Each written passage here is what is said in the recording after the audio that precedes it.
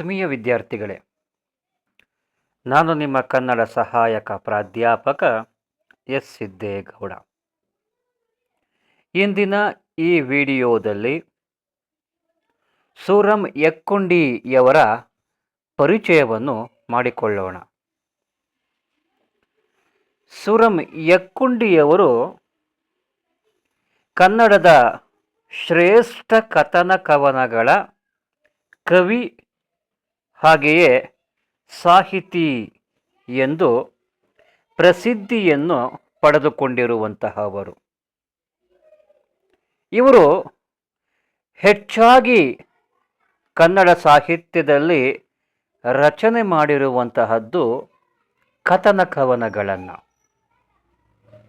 ಕನ್ನಡ ಸಾಹಿತ್ಯದಲ್ಲಿ ಕಥನ ಕವನಗಳನ್ನು ರಚಿಸುವುದರ ಮೂಲಕ ಕಥನ ಕವನ ಸಾಹಿತ್ಯ ಪ್ರಕಾರಕ್ಕೆ ಒಂದು ವಿಶಿಷ್ಟ ರೂಪವನ್ನು, ಮೆರಗನ್ನು ನೀಡಿದಂತಹವರು ಯಕ್ಕುಂಡಿಯವರು. ಹಾಗಾಗಿ ಇವರನ್ನು ಕನ್ನಡದ ಶ್ರೇಷ್ಠ ಕಥನ ಕವನಗಳ ಕವಿ ಎಂದು ನಾವು ಗುರುತಿಸುವಂತಹದ್ದು. ಕಥನ ಕವನ ಎಂದರೆ ಕಥೆಯನ್ನು ಕವನದ ರೂಪದಲ್ಲಿ ಹೇಳುವಂತಹದ್ದು. ಕಥೆಯನ್ನು ಕಥೆಯಾಗಿಯೇ ಹೇಳಿದರೆ ಅದಕ್ಕೊಂದು ಮಹತ್ವ ಬರುತ್ತದೆ. ಅದೇ ಕಥೆಯನ್ನು ಕವನದ ರೂಪದಲ್ಲಿ ಹೇಳಿದರೆ ಆ ಮಹತ್ವ ಮತ್ತಷ್ಟು ಹೆಚ್ಚಾಗುತ್ತದೆ. ಹಾಗಾಗಿ ಕೆಲವು ಕವಿಗಳು ಕಥೆಗಳನ್ನು ಕವನಗಳ ರೂಪದಲ್ಲಿ ಹೇಳುವ ಪ್ರಯತ್ನಗಳನ್ನು ಮಾಡಿದ್ದಾರೆ. ಇವುಗಳನ್ನು ಕಥನ ಕವನಗಳು ಎಂದು ನಾವು ಗುರುತಿಸುತ್ತೇವೆ. ಹಾಗೆಯೇ ಯಕ್ಕುಂಡಿಯವರನ್ನು ಕನ್ನಡದ ನವೋದಯ ಪ್ರಸಿದ್ಧ ಸಾಹಿತಿಗಳಾದಂತಹ ಪುರೋಹಿತ ತಿರುನಾರಾಯಣ ಅಯ್ಯಂಗರ್ ಪೂತಿನ ಇವರು ಕನ್ನಡದ ಸಹಜ ಕವಿ ಎಂದು ಕರೆದಿರುವಂತಹದ್ದನ್ನು ಕೂಡ ನಾವು ಕಾಣಬಹುದು. ಅಂದರೆ ಯಕ್ಕುಂಡಿಯವರ ಸಾಹಿತ್ಯದಲ್ಲಿ ಸಹಜತೆ ಎನ್ನುವಂತಹ ಅಂಶ ಎದ್ದು ಕಾಣುವಂತಹದ್ದು. ಇದನ್ನು ಗುರುತಿಸಿದಂತಹ ಪೂತಿನ ಅವರು ಇವರನ್ನು ಸಹಜ ಕವಿ ಎಂದು ಕರೆದಿದ್ದಾರೆ. ಸೂರಂ ಯಕ್ಕುಂಡಿಯವರ ಪೂರ್ಣ ಹೆಸರು ಸುಬ್ಬಣ್ಣ ರಂಗನಾಥ ಯಕ್ಕುಂಡಿ.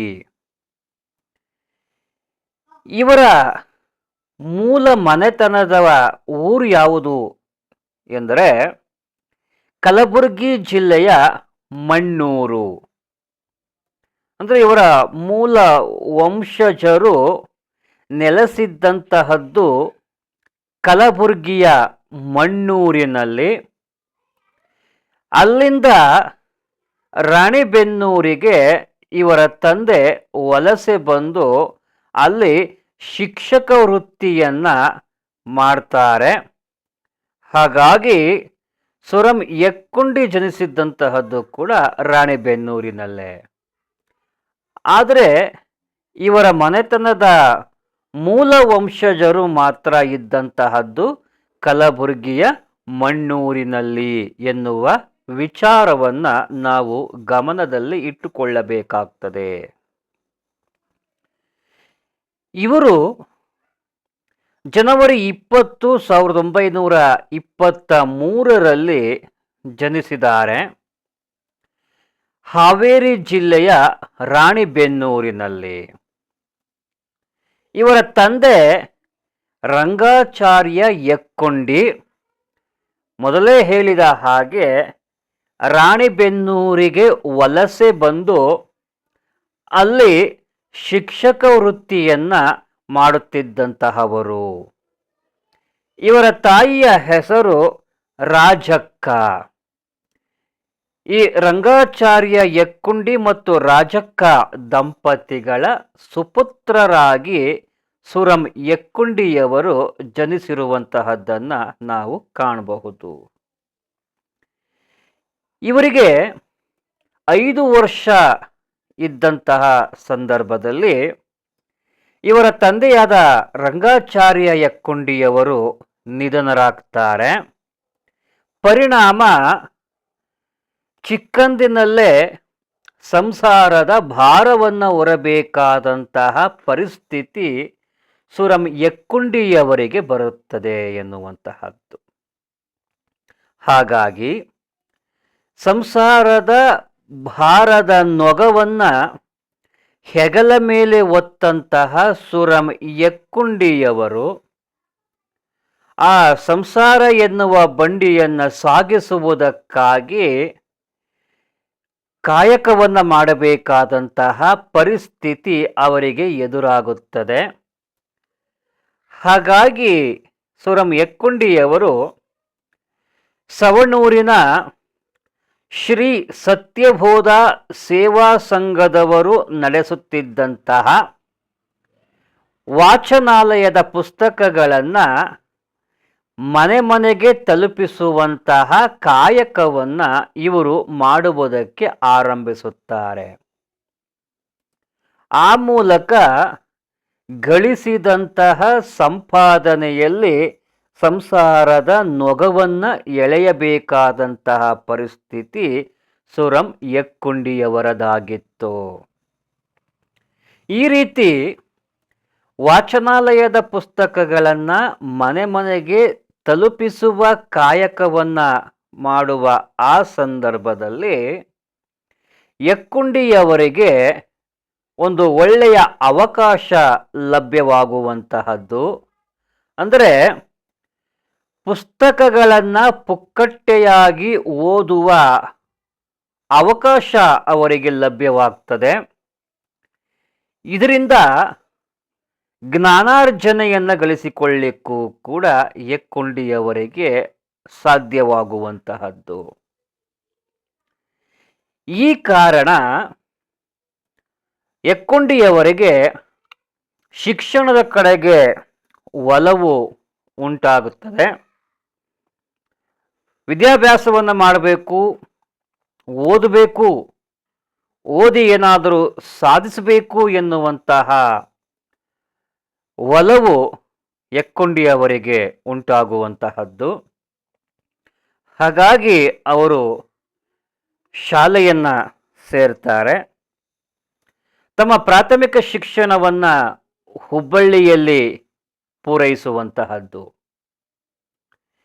ಯಕ್ಕುಂಡಿಯವರಿಗೆ ಸಾಹಿತ್ಯದ ಒಲವು ಎಷ್ಟರ ಮಟ್ಟಿಗೆ ಇತ್ತು ಎಂದರೆ, ಇವರು ಪ್ರೌಢಶಾಲೆಯಲ್ಲಿ ಅಧ್ಯಯನ ನಡೆಸುವಾಗಲೇ ಉನ್ನತಿ ಎನ್ನುವಂತಹ ಒಂದು ಕೈ ಬರಹದ ಮಾಸಿಕ ಪತ್ರಿಕೆಯ ಸಂಪಾದಕರಾಗ್ತಾರೆ. ಅಂದರೆ ಪ್ರೌಢಶಾಲೆಯಲ್ಲಿ ಹೊರತರ್ತಾ ಇದ್ದಂತಹ ಉನ್ನತಿ ಎನ್ನುವ ಒಂದು ಮಾಸಿಕ ಪತ್ರಿಕೆ, ತಿಂಗಳಿಗೊಮ್ಮೆ ತರ್ತಾ ಇದ್ದಂತಹ ಪತ್ರಿಕೆ, ಆ ಪತ್ರಿಕೆಯ ಸಂಪಾದಕರಾಗಿ ಇವರು ಕಾರ್ಯವನ್ನು ನಿರ್ವಹಿಸ್ತಾರೆ ಅನ್ನುವಂತಹದ್ದು. ಹಾಗೆಯೇ ಇವರ ಗುರುಗಳಿಂದ ಕನ್ನಡದ ಪ್ರಸಿದ್ಧ ಸಾಹಿತಿಯಾದಂತಹ BM ಶ್ರೀಕಂಠಯ್ಯ, ಹಾಗೆಯೇ ಪಾಶ್ಚಾತ್ಯದ ಪ್ರಮುಖ ಸಾಹಿತಿಗಳಾದಂತಹ ಟೆನಿಸನ್, ವರ್ಡ್ಸ್ವರ್ತ್ ಮೊದಲಾದಂತಹ ಸಾಹಿತಿಗಳ ಸಾಹಿತ್ಯದ ಪರಿಚಯ ಇವರಿಗಾಗುವಂತಹದ್ದನ್ನು ನಾವು ಕಾಣ್ತೇವೆ. ಇದರ ಪರಿಣಾಮ ಯಕ್ಕುಂಡಿಯವರು ತಮ್ಮ 15ನೇ ವಯಸ್ಸಿನಲ್ಲೇ ಕವಿತೆಯನ್ನು ಬರೆಯುವುದಕ್ಕೆ ಆರಂಭಿಸ್ತಾರೆ. ಕವನವನ್ನು ರಚಿಸುವುದಕ್ಕೆ ಕಾರಣವಾದಂತಹ ಘಟನೆಯಾದರೂ ಯಾವುದು ಎಂದರೆ ಪ್ರಸಿದ್ಧ ವಿಜ್ಞಾನಿಯಾದಂತಹ ಜಗದೀಶ್ ಚಂದ್ರ ಬೋಸ್ ರವರ ಸಾವು. ಇವರ ಸಾವು ಎಕ್ಕೊಂಡಿಯವರ ಹೃದಯವನ್ನ ಕಲಕಿ ಅದು ಕಾವ್ಯ ರೂಪದಲ್ಲಿ ಹೊರಬರುತ್ತದೆ ಅನ್ನುವಂತಹದ್ದು. ಈ ಘಟನೆಯ ಪರಿಣಾಮವಾಗಿ ಎಕ್ಕೊಂಡಿಯವರು ತಮ್ಮ 15ನೇ ವಯಸ್ಸಿನಲ್ಲೇ ಕವಿತೆಯನ್ನು ಬರೆಯುವುದಕ್ಕೆ ಆರಂಭಿಸ್ತಾರೆ ಎನ್ನುವಂತಹದ್ದು.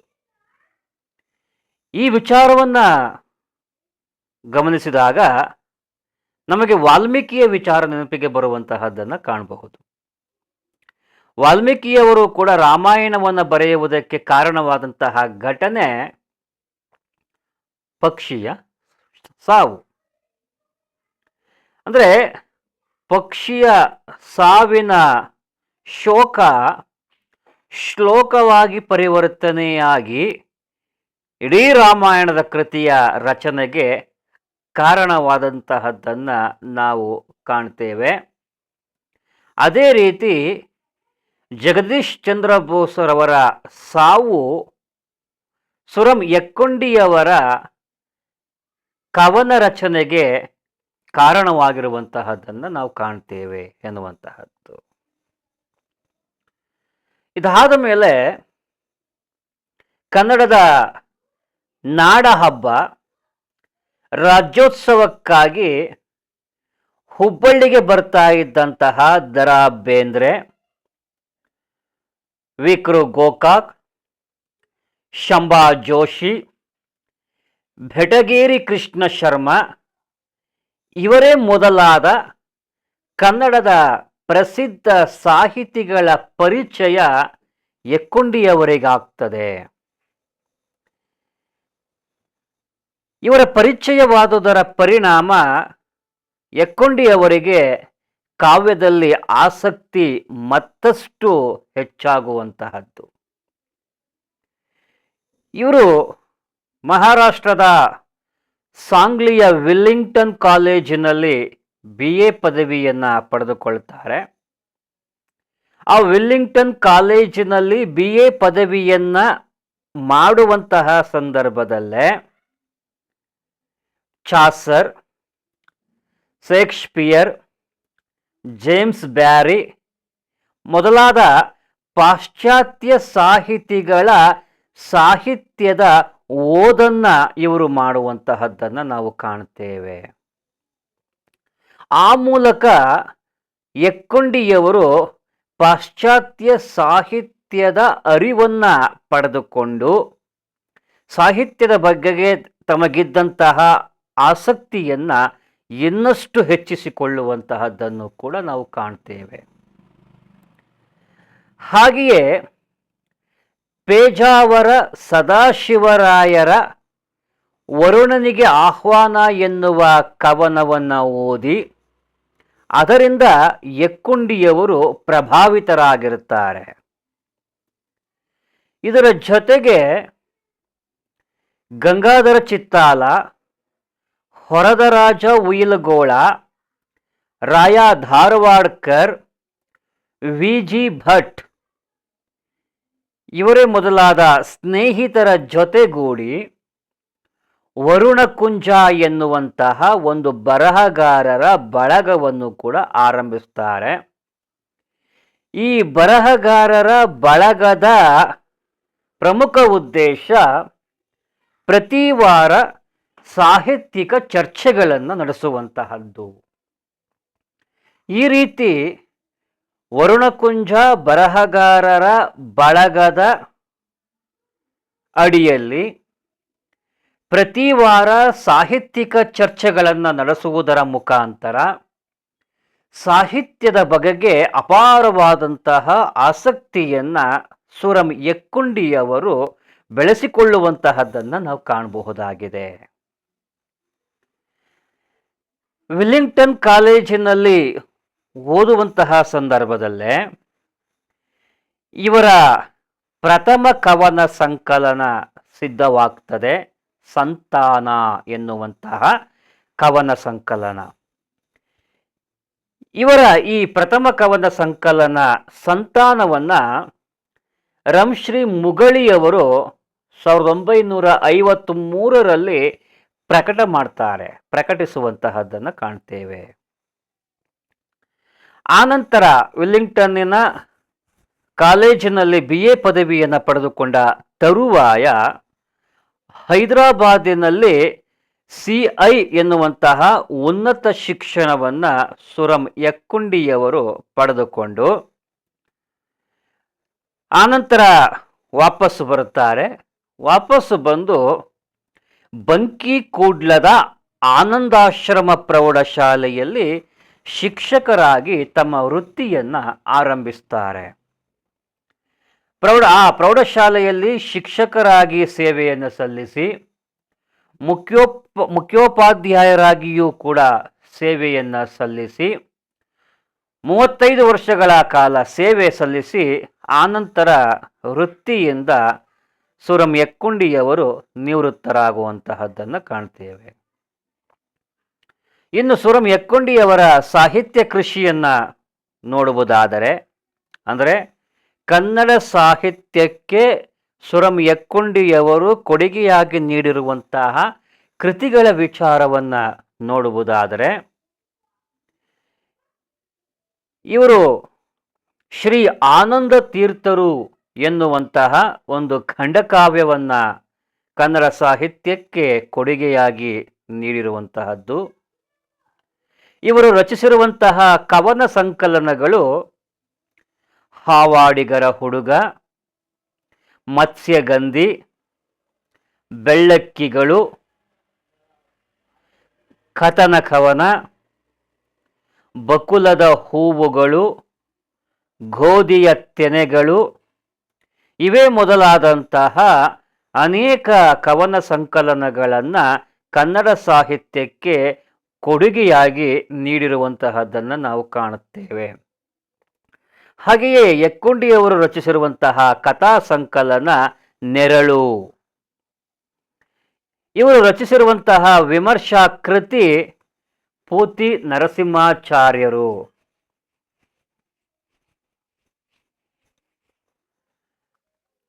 ಇವರು ರಚಿಸಿರುವಂತಹ ಜೀವನ ಚರಿತ್ರೆಯ ಕೃತಿ ಮಧ್ವ ಮುನಿಗಳು ಎನ್ನುವಂತಹದ್ದು.